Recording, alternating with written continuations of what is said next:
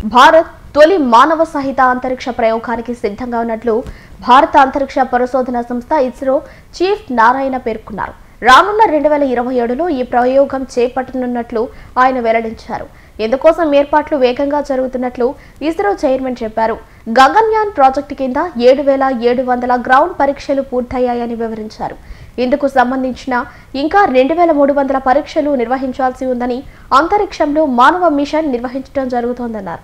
భారత అంతరిక్ష పరిశోధన సంస్థ ఇస్రో ఆస్ట్రోనట్స్ ను అంతరిక్షంలోకి పంపిన దేశాల జాబితాలో 6వ స్థానానికి చేరనుందని చైర్మన్ డాక్టర్ నారాయణ్ చెప్పారు.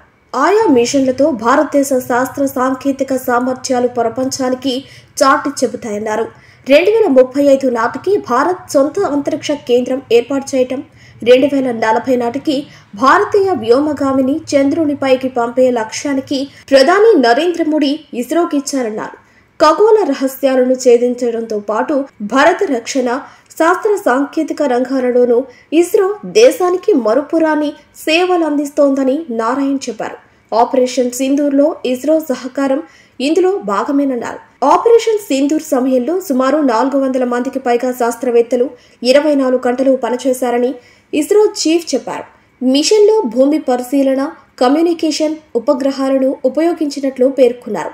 జమ్మూ కాశ్మీర్ పహల్గామ్ లోయలో ఏప్రిల్ 22న ఉగ్రవాదులు కాల్పులు జరపడంతో 26 మంది పర్యాటకులు చనిపోయిన విషయం తెలిసిందే. ఆ తర్వాత భారత్ ఆపరేషన్ సింధూర్ చేపట్టింది.